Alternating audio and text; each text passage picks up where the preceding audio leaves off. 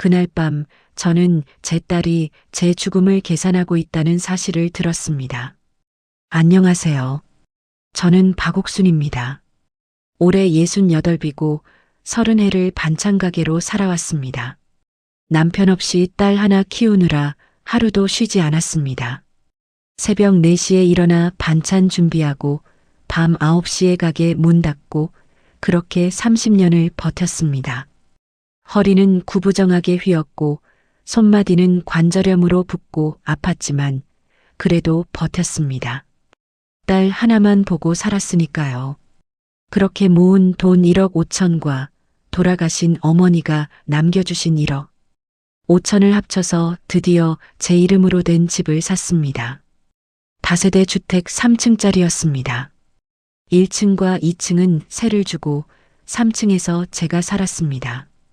월세가 2달에 한 번씩 들어왔고 그 돈으로 생활비를 댔습니다. 이제 가게 문도 닫고 조용히 살 수 있겠다 싶었습니다.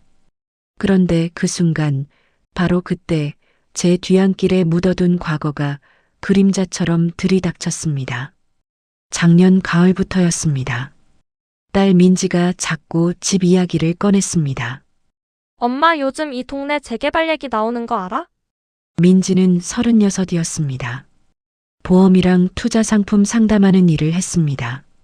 결혼한 지 5년째였고 사위 진호는 야간 대리운전이랑 배달 일을 했습니다. 둘이 벌어도 빠듯하다고 했습니다. 아이는 아직 없었습니다. 재개발? 그런 소문 들었어. 근데 우리 집은 상관없어. 나 여기서 조용히 살 거야. 엄마 그게 아니라 재개발되면 집값 엄청 오른대. 지금 팔아도 4억은 받을 수 있을걸? 팔 생각 없어. 이 집이 내 마지막이야. 그때 민지 얼굴이 살짝 굳었습니다. 웃고 있었지만 눈은 웃지 않았습니다. 알았어 엄마. 그냥 그런 얘기도 있다고. 그 뒤로 민지는 한 달에 2~3번씩 찾아왔습니다. 올 때마다 집 이야기를 했습니다. 재개발, 집값, 대출, 공동명의. 처음엔 그냥 관심 있는 척 듣는 정도였는데 점점 압박처럼 느껴졌습니다. 어느 날은 이런 우편물이 왔습니다. 재개발 조합 측에서 보낸 안내문이었습니다. 귀지역 재개발 예정 구역 안내라는 제목이었습니다. 저는 그걸 식탁 위에 그냥 놔뒀습니다. 별로 신경 쓰지 않았습니다. 그런데 다음 주에 민지가 왔을 때 그 안내문을 들고 말했습니다. 엄마 이거 봤어? 진짜 재개발 확정이래. 우리 빨리 준비해야 돼. 준비? 뭘? 일단 명의 정리부터 해야지. 엄마 혼자 명의로 있으면 나중에 세금 문제 생겨. 나랑 공동 명의로 바꾸자. 민지야, 그건 안 돼. 왜? 어차피 나중에 다 내 거잖아. 지금 미리 정리해두면 세금도 안 나오고 편한데.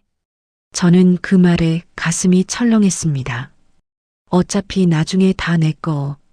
그 말투가 너무 당연하다는 듯이 나왔습니다.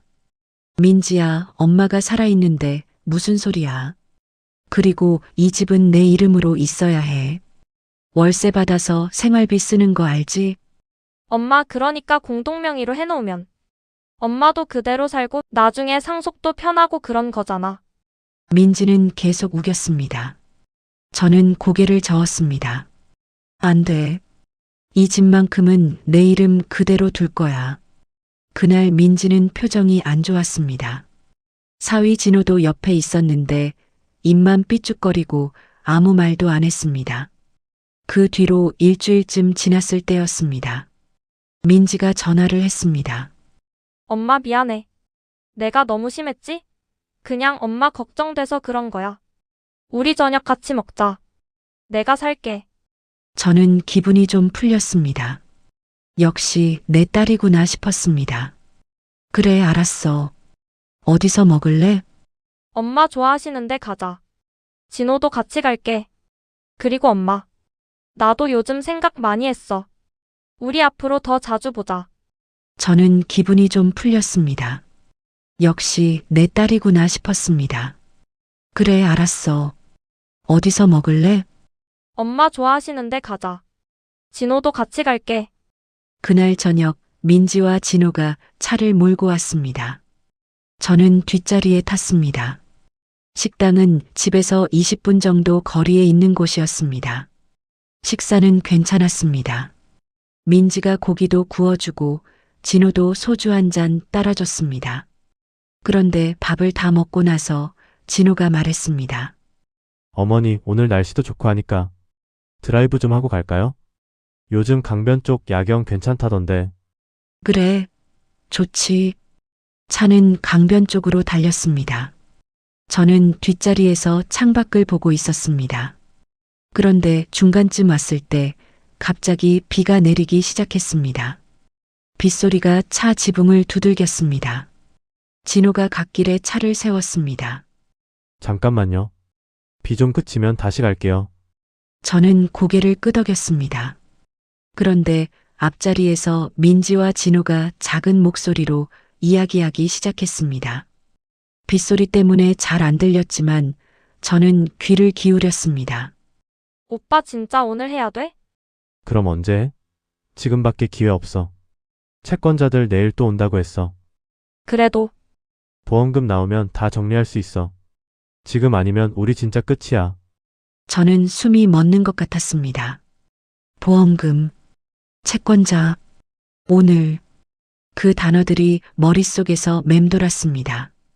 그때 진호가 다시 시동을 걸었습니다. 차가 천천히 움직이기 시작했습니다. 비는 더 세게 내렸습니다. 저는 뒷자리에서 손을 꽉 쥐었습니다. 앞 유리에 빗물이 흘러내렸습니다. 와이퍼가 쓸어냈지만 시야는 흐렸습니다. 진호가 속도를 조금 올렸습니다. 진호야, 천천히 가. 제가 말했습니다. 목소리가 떨렸습니다. 네, 어머니. 걱정 마세요. 하지만 차는 더 빨라졌습니다. 커브길이 나타났습니다. 저는 안전벨트를 확인했습니다. 이미 매고 있었습니다. 커브길 바로 앞이었습니다. 진호가 백미러로 저를 한번 쳐다봤습니다. 그 눈빛이 이상했습니다. 그 순간 진호가 핸들을 확 꺾었습니다. 저는 비명을 질렀습니다. 으악! 차는 가드레일을 스쳤습니다. 쾅 소리가 났습니다. 그러고는 멈췄습니다. 저는 뒷자리에서 숨을 헐떡였습니다. 어깨가 아팠습니다. 안전벨트가 팽팽하게 당겨졌던 자국이었습니다. 민지가 뒤를 돌아봤습니다. 엄마, 괜찮아? 괜찮아. 진호가 차에서 내렸습니다. 가드레일 상태를 확인했습니다.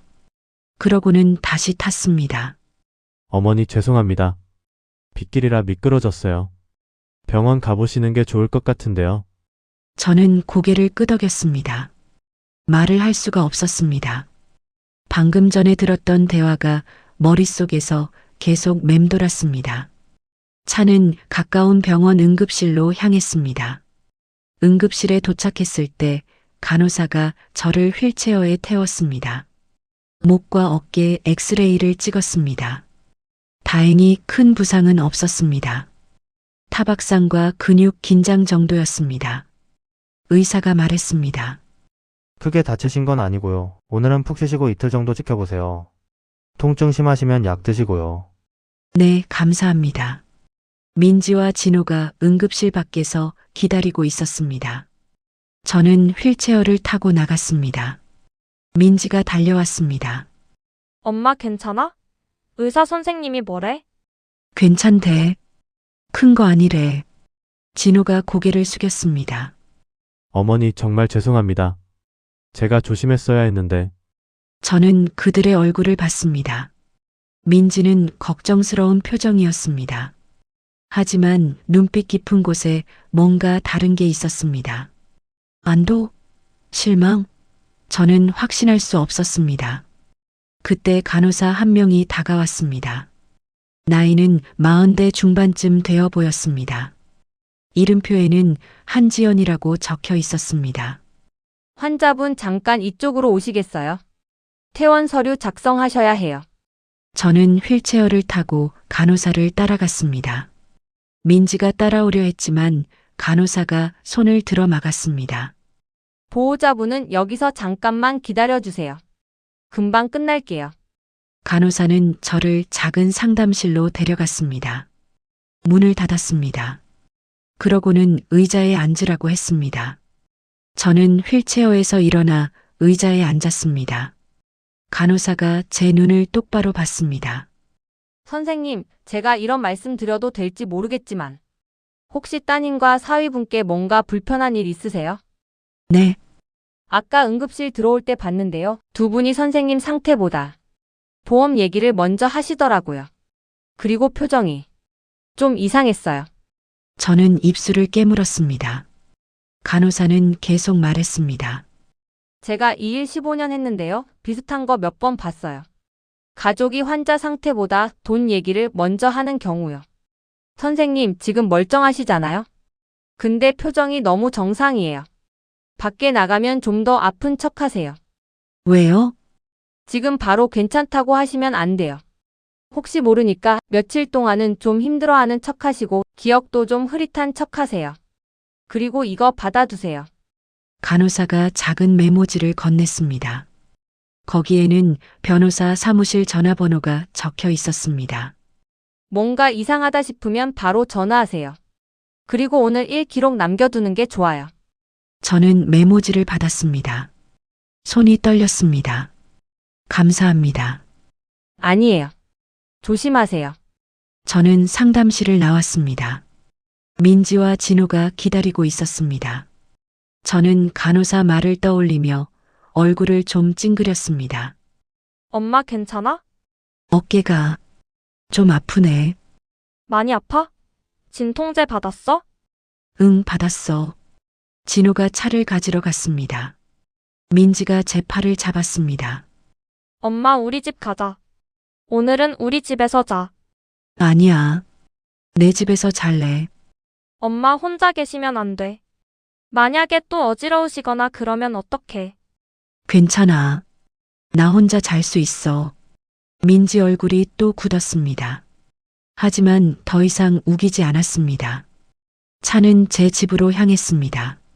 집에 도착했을 때 민지가 저를 3층까지 부축해줬습니다. 진호는 차에 그냥 있었습니다. 엄마 내일 또 올게. 전화해. 그래. 민지가 내려갔습니다.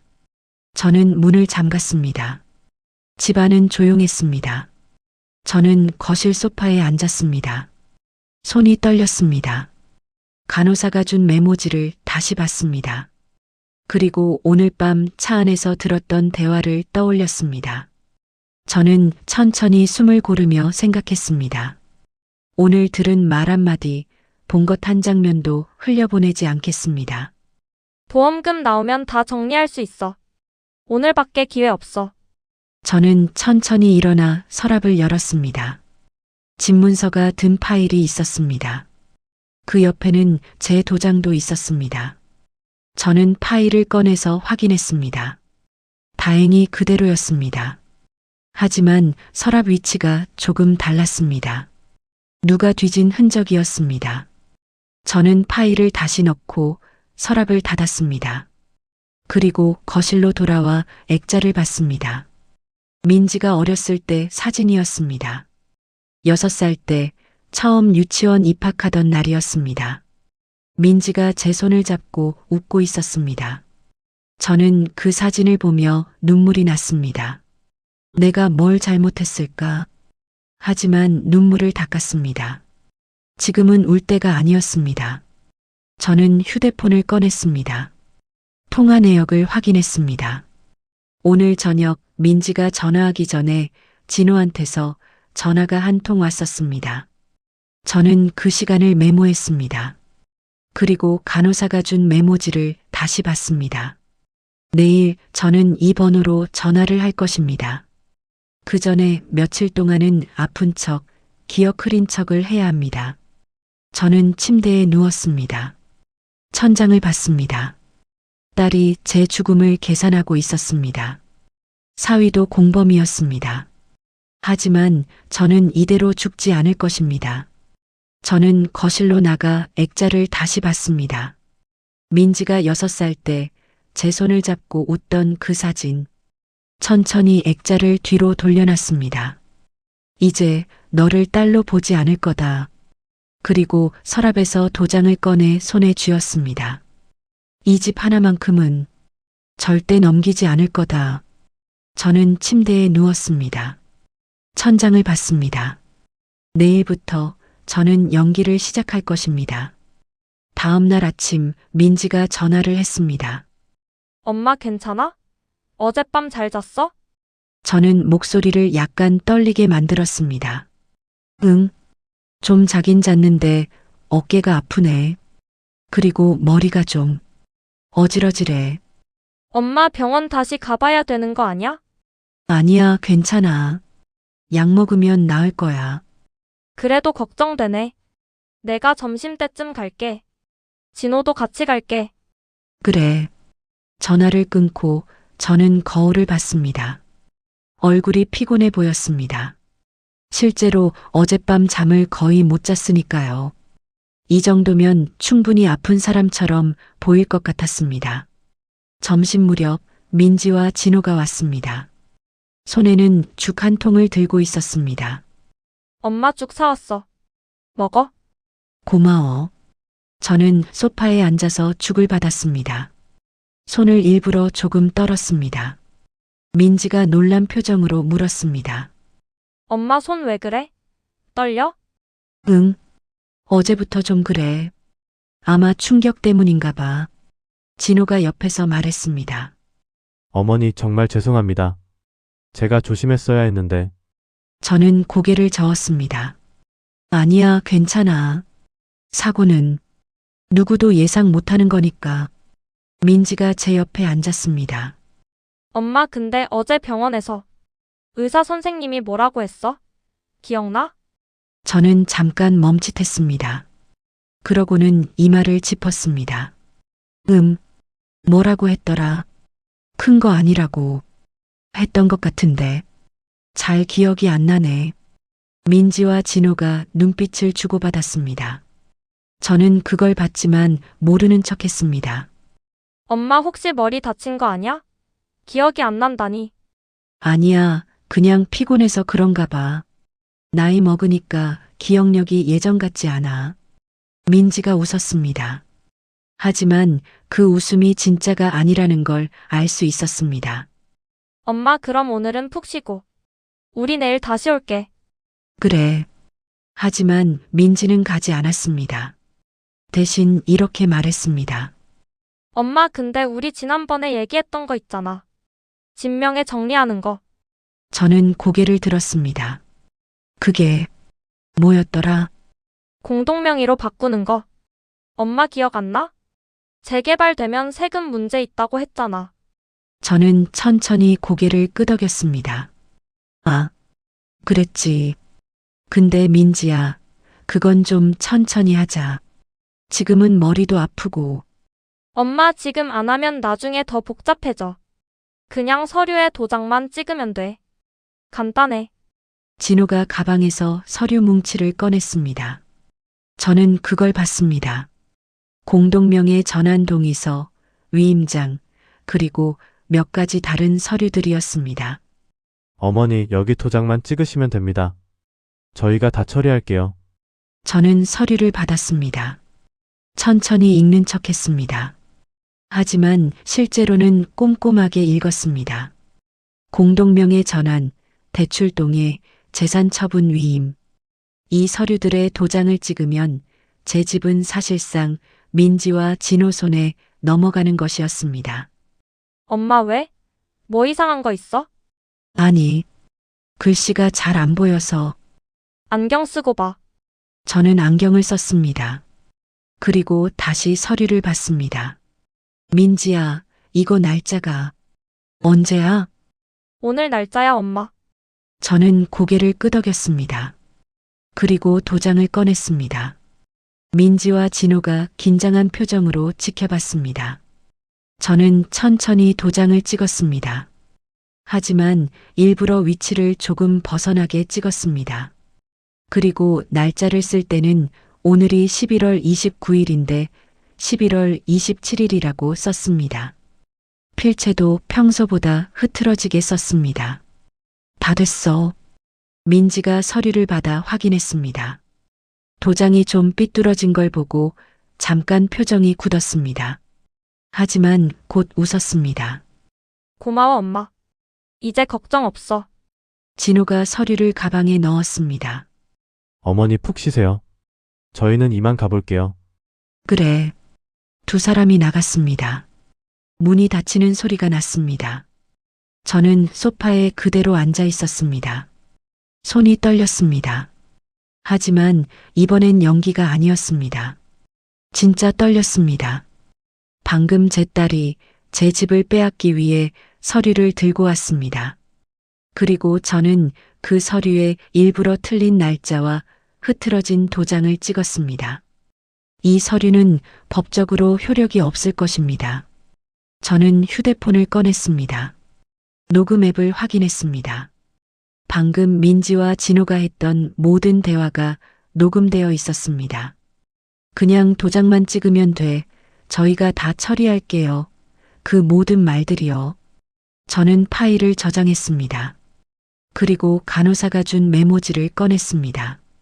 변호사 사무실 전화번호가 적혀 있었습니다. 저는 전화를 걸었습니다. 여보세요. 법률사무소입니다. 안녕하세요. 한지연 간호사님한테 소개받았는데요. 아, 네. 무슨 일이신가요? 저는 천천히 설명했습니다. 딸과 사위가 제 집을 노리고 있다는 것, 어제 사고가 의도적이었을 수 있다는 것, 방금 서류에 서명했지만 일부러 날짜와 도장을 틀리게 했다는 것. 변호사는 조용히 들었습니다. 그리고 말했습니다. 선생님, 지금 상황이 심각합니다. 일단 모든 증거를 보관하세요. 녹음 파일, 서류 사본, 병원 기록 다요. 그리고 혹시 가능하면 치매 검사를 한번 받아보세요. 치매 검사요? 네. 만약 나중에 서류 효력 문제가 생기면 당시 판단 능력이 없었다는 진단이 도움이 될 수 있습니다. 알겠습니다. 그리고 선생님, 절대로 딸분이나 사위분께 이 사실을 들키면 안 됩니다. 지금처럼 계속 아픈 척, 기억 흐린 척 하세요. 네, 그렇게 하겠습니다. 전화를 끊고 저는 깊게 숨을 쉬었습니다. 며칠이 지났습니다. 민지는 거의 매일 전화를 했습니다. 제 상태를 확인한다는 명목이었지만 실제로는 제가 서류 내용을 기억하는지 의심하지는 않는지 확인하는 것 같았습니다. 저는 계속 연기했습니다. 기억이 흐릿하다고, 머리가 아프다고, 약을 먹으면 좀 나아진다고 말했습니다. 일주일쯤 지났을 때 민지가 또 왔습니다. 이번에는 혼자였습니다. 엄마 오늘 은행 가야 돼. 같이 가자. 은행? 왜? 대출 받으려고. 엄마 기억 안 나? 지난번에 얘기했잖아. 저는 고개를 가웃했습니다. 대출? 내가 언제 대출 받는다고 했어? 민지 얼굴이 잠깐 굳었습니다. 엄마 서류에 도장 찍었잖아. 그게 대출 동의서도 포함되어 있었어. 그랬어? 잘 기억이 안 나는데. 엄마 괜찮아. 그냥 은행 가서 확인만 하면 돼. 나 같이 가자. 저는 따라갔습니다. 은행에 도착했습니다. 민지는 상담 창구로 저를 데려갔습니다. 은행원이 서류를 확인했습니다. 고객님, 이 서류 날짜가 오늘이 아니네요. 11월 27일로 되어 있는데 오늘은 29일인데요. 민지가 당황한 표정을 지었습니다. 아, 그게. 엄마가 잘못 쓰신 것 같아요. 은행원이 저를 봤습니다. 어르신, 이 서류 작성하신 거 맞으세요? 저는 서류를 봤습니다. 그리고 천천히 말했습니다. 글쎄요. 제가 쓴 것 같기도 하고 잘 모르겠네요. 요즘 기억력이 많이 떨어져서. 은행원이 난처한 표정을 지었습니다. 고객님, 이 서류로는 대출 진행이 어렵습니다. 날짜도 틀렸고 도장도 정확한 위치에 찍히지 않았네요. 다시 작성하셔야 할 것 같습니다. 은행원이 잠깐 민지를 쳐다봤습니다. 고객님, 혹시 이 서류 누가 대신 준비해 준 건가요? 요즘 이런 문제로 피해 보시는 어르신들이 많아서요. 혹시 불편하신 점 있으시면 상담실 이용하셔도 됩니다. 민지가 억지로 웃었습니다. 네, 알겠습니다. 다시 올게요. 우리는 은행을 나왔습니다. 민지 얼굴이 굳어 있었습니다. 엄마 왜 그래? 요즘 진짜 기억력이 많이 안 좋아진 거야? 그런가 봐. 미안해, 민지야. 아니야, 괜찮아. 엄마 병원 다시 가봐야겠다. 그날 저녁 저는 혼자 집에 앉아 있었습니다. 민지는 일 있다며 먼저 갔습니다. 저는 거실을 둘러봤습니다. 이 집, 제가 30년을 일해서 마련한 이 집. 딸이 어렸을 때 함께 밥 먹던 식탁. 딸이 숙제하던 책상. 딸이 자던 방. 눈물이 났습니다. 저는 액자를 봤습니다. 민지가 6살 때 사진. 제 손을 꼭 잡고 웃던 그 아이. 내가 잘못한 게 있다면 그건 너무 사랑한 것뿐인데 저는 소파에 주저앉아 울었습니다. 30년을 혼자 키웠습니다. 하루도 쉬지 않고 일했습니다. 민지 학교 보내려고, 밥 먹이려고, 옷 입히려고 제 몸 하나 제대로 못 챙기면서 살았습니다. 그런데 그 아이가 지금 제 집을, 제 마지막 안전망을 빼앗으려 하고 있습니다. 제 죽음까지 계산하면서요. 저는 한참을 울었습니다. 하지만 눈물을 닦았습니다. 그래도 이 집만큼은 지켜야 해. 저는 일어났습니다. 서랍을 열었습니다. 집문서를 꺼냈습니다. 제 이름이 또렷하게 적혀 있었습니다. 박옥순. 저는 그 이름을 손으로 쓸어내렸습니다. 이 집은 내 거야. 누구한테도 안 빼앗겨. 그날 밤 저는 다시 변호사에게 전화했습니다. 선생님, 오늘 은행에서 서류 문제가 생겼어요. 어떻게 됐습니까? 날짜랑 도장이 틀려서 대출이 안 됐어요. 잘하셨습니다. 그리고 치매 검사는 받아보셨습니까? 아직이요. 빨리 받아보세요. 그게 나중에 중요한 증거가 될 겁니다. 네, 알겠습니다. 다음 날 저는 병원에 갔습니다. 한지연 간호사가 있는 병원이었습니다. 선생님 오셨어요? 네. 치매 검사 받으러 왔어요. 잠깐만요. 한지연이 의사와 이야기했습니다. 그리고 저를 검사실로 데려갔습니다. 검사는 간단했습니다. 기억력 테스트, 인지 능력 테스트. 저는 일부러 몇 가지 문제를 틀렸습니다. 너무 완벽하게 맞추면 이상하니까요. 검사가 끝나고 의사가 말했습니다. 경미한 인지 저하 소견이 보입니다. 치매 초기 단계로 의심됩니다. 정확한 진단을 위해서는 추가 검사가 필요하지만 일단 소견서는 발급해 드릴 수 있습니다. 감사합니다. 저는 소견서를 받았습니다. 경미한 인지 저하, 치매 의심이라고 적혀 있었습니다. 한지연이 저를 조용한 곳으로 데려갔습니다. 선생님, 이제 준비는 거의 다 된 것 같아요. 녹음 파일, 서류, 소견서. 이 정도면 충분합니다. 그런데 이제 어떻게 해야 하죠? 일단 계속 증거를 모으세요. 그리고 딸분이랑 사위분이 또 뭔가 시도하면 다 기록하세요. 그리고 적당한 때가 되면 경찰에 신고하는 겁니다. 경찰이요? 네. 사기, 강요, 살인, 미수. 이 정도면 형사 사건입니다. 저는 숨을 깊게 들이쉬었습니다. 알겠습니다. 며칠 후 민지가 또 전화를 했습니다. 엄마 서류 다시 작성해야 돼. 오늘 집에 갈게. 알았어. 민지와 진호가 왔습니다. 이번에는 새 서류를 들고 왔습니다. 엄마 이번엔 제대로 써야 돼. 날짜 확인하고 도장도 정확히 찍어. 저는 고개를 끄덕였습니다. 하지만 이번에도 일부러 실수를 했습니다. 이번에는 날짜는 맞게 썼지만 제 이름을 박옥손이라고 마지막 글자를 틀리게 썼습니다. 그리고 도장은 아예 다른 위치에 찍었습니다. 동의 항목 중 하나는 체크도 하지 않았습니다. 그리고 휴대폰으로 모든 과정을 몰래 녹음했습니다. 민지가 서류를 확인하고 한숨을 쉬었습니다. 엄마 이거 또 틀렸어. 미안해. 요즘 정신이 없어서 진호가 짜증 섞인 목소리로 말했습니다. 어머니 이러시면 안 되는데요. 우리 시간 없어요. 시간? 무슨 시간? 아니 그게 민지가 진호를 쳐다봤습니다. 진호가 입을 다물었습니다. 저는 그 모습을 봤습니다. 뭔가 급한 일이 있는 것 같았습니다. 두 사람이 갔습니다. 문을 닫으려는데 계단에서 민지와 진호의 목소리가 들렸습니다. 오빠 진짜 시간 없어. 내일까지 안 갚으면 집 압류당한대. 알아. 그러니까 어머니 서류만 제대로 받으면 되는 거잖아. 근데 엄마가 자꾸 이러면 어떡해? 머리가 정말 이상해진 건가?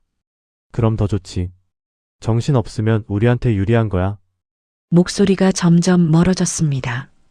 저는 문틈 사이로 그들의 뒷모습을 봤습니다. 저는 문을 닫고 휴대폰을 확인했습니다. 저는 문을 닫고 휴대폰을 확인했습니다.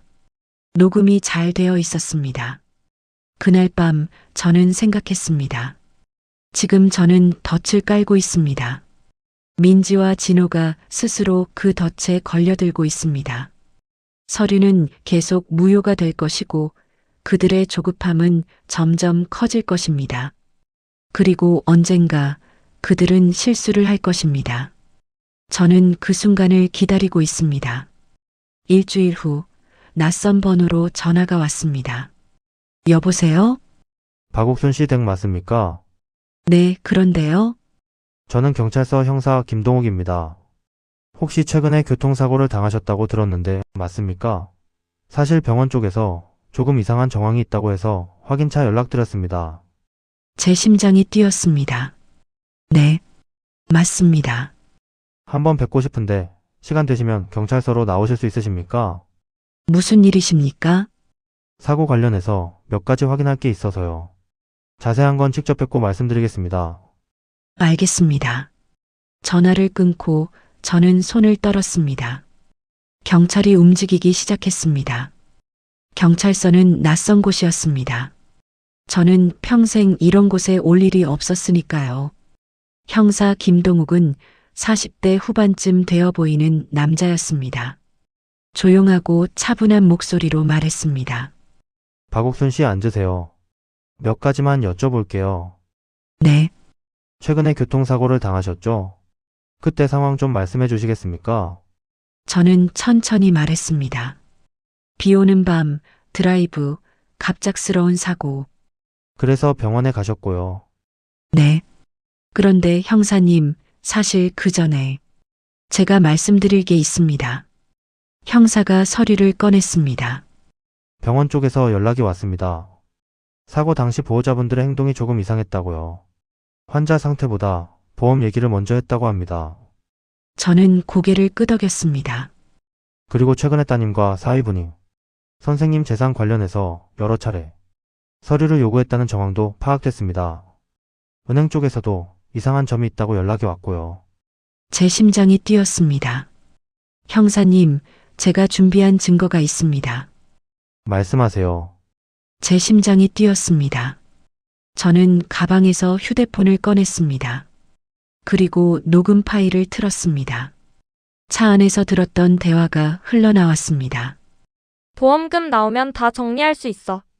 오늘밖에 기회 없어. 형사의 표정이 굳었습니다. 그리고 서류 강요 장면 녹음도 들려줬습니다. 그냥 도장만 찍으면 돼. 우리 시간 없어요. 형사가 녹음을 멈췄습니다. 이거 언제 녹음하신 겁니까? 사고 당일이랑 그 이후 딸이 서류 가지고 왔을 때요. 다른 증거도 있습니까? 저는 가방에서 서류 사본을 꺼냈습니다. 일부러 틀리게 쓴 날짜, 삐뚤어진 도장, 틀린 이름 철자. 이 서류들은 제가 일부러 틀리게 작성한 겁니다. 법적 효력이 없게 하려고요. 왜 그렇게 하셨습니까? 딸이 제 집을 빼앗으려 했습니다. 사고도 일부러 낸 것 같았고요. 그래서 증거를 모았습니다. 형사가 서류를 꼼꼼히 봤습니다. 그리고 이것도 있습니다. 저는 치매 의심 소견서를 꺼냈습니다. 병원에서 받은 소견서입니다. 경미한 인지 저하라고 나왔습니다.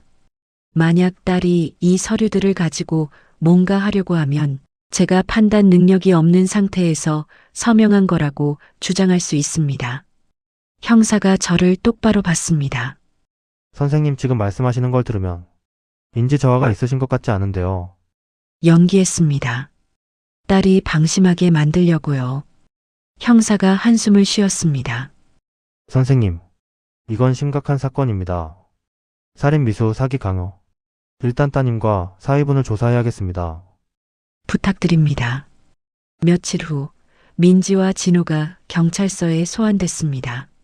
저는 집에서 전화를 기다렸습니다. 형사가 전화를 했습니다. 두 분 다 부인하고 있습니다. 사고는 그냥 사고였고 서류는 어머니가 동의해서 작성한 거라고 주장합니다. 증거는요? 충분합니다. 녹음 파일 서류 무효, 병원 기록, 은행 직원 진술, 검찰에 송치할 예정입니다. 감사합니다. 2달이 지났습니다. 법정에 섰습니다. 저는 증인석에 앉았습니다. 민지와 진호는 피고인석에 있었습니다. 검사가 물었습니다. 피해자께서는 사고 당일 피고인들의 대화를 들으셨다고 했습니다. 그 내용이 무엇입니까? 보험금, 채권자, 오늘밖에 기회 없다는 말을 들었습니다. 그 후 어떻게 하셨습니까? 일부러 아픈 척, 기억이 흐린 척 연기했습니다. 그리고 딸이 가져온 서류에 일부러 틀린 날짜, 틀린 이름, 삐뚤어진 도장을 찍었습니다. 왜 그렇게 하셨습니까? 서류가 법적 효력이 없게 만들려고요. 그리고 나중에 강요당했다는 증거로 쓰려고요. 검사가 녹음 파일을 틀었습니다. 법정에 민지와 진호의 목소리가 울렸습니다.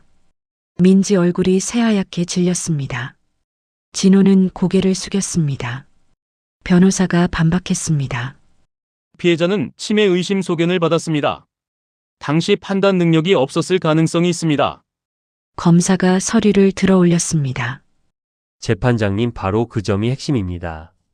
피고인들은 피해자에게 인지 저하 소견이 있다는 사실을 알고도 아니 오히려 그 점을 악용해서 복잡한 서류를 내밀며 강요했습니다. 정신적으로 취약한 노년 여성을 대상으로 한 계획적 범죄입니다. 검사가 주인공을 가리켰습니다. 그리고 지금 이 법정에서의 증언을 들어보십시오. 피해자는 모든 상황을 정확히 기억하고 증거를 수집하고 계획적으로 대응했습니다. 이것이 의미하는 바는 무엇입니까?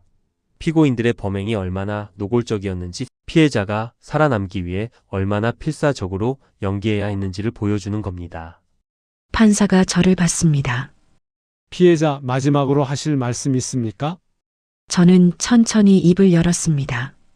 저는 30년을 혼자 딸을 키웠습니다.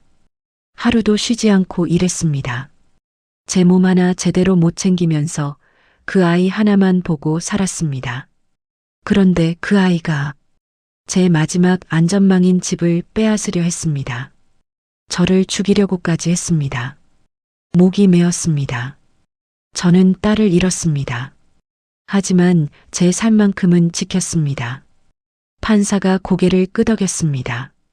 일주일 후 판결이 나왔습니다. 민지 사기, 강요, 살인 미수 방조, 징역 4년, 진호 살인 미수, 사기, 강요, 징역 7년. 저는 법정을 나왔습니다. 발걸음이 무거웠습니다. 한 달 후 저는 구치소를 찾아갔습니다. 민지를 만나러요. 유리 너머로 민지가 앉아 있었습니다. 야윈 얼굴이었습니다. 엄마, 민지가 울먹였습니다. 저는 가방에서 서류를 꺼냈습니다. 상속 포기 동의서였습니다. 이거 작성해. 엄마 이게 뭐야? 내가 나갈 때쯤이면 나도 늙었을 거야. 그때 다시 내 집을 노릴까봐 무섭다. 지금 법적으로 정리하자. 엄마 미안해. 진짜 미안해. 나도 어쩔 수 없었어. 빚이 너무 많아서. 민지가 울먹이며 말을 이었습니다. 그날 비 오던 날 진호한테 브레이크 밟지 말라고 내가 말했어. 엄마 나 정말 미쳤었나 봐. 미안해. 저는 손을 들어 막았습니다. 이제 됐어. 더 이상 듣고 싶지 않아. 엄마, 변명하지 마. 저는 차갑게 말했습니다. 너는 이제 내 딸이 아니야. 그냥 남이야. 민지가 울었습니다. 하지만 저는 돌아섰습니다. 서류를 받고 구치소를 나왔습니다. 그 길로 집으로 돌아와 짐을 쌌습니다. 3층짜리 다세대 주택은 팔았습니다. 그리고 작은 시골 마을에 조그만 단층 집을 샀습니다. 마당에 작은 텃밭을 만들었습니다. 상추, 고추, 토마토를 심었습니다. 아침에 일어나면 마당에 물을 줬습니다. 저녁에는 마을 회관에서 어르신들과 이야기를 나눴습니다. 누구도 제 과거를 몰랐습니다. 저는 그냥 조용히 사는 할머니였습니다. 어느 날 텃밭에 앉아 상추를 따고 있었습니다. 햇살이 따뜻했습니다. 저는 하늘을 봤습니다. 딸은 잃었지만 제 삶의 마지막만큼은 제가 지켰습니다. 바람이 불었습니다. 상추 잎이 흔들렸습니다. 저는 조용히 웃었습니다. 가끔 바람이 세게 부는 날이면 민지 어릴 적 웃음소리가 들리는 것 같기도 합니다. 그래도 저는 다시 그때로 돌아가고 싶지는 않습니다. 이제 저는 괜찮았습니다.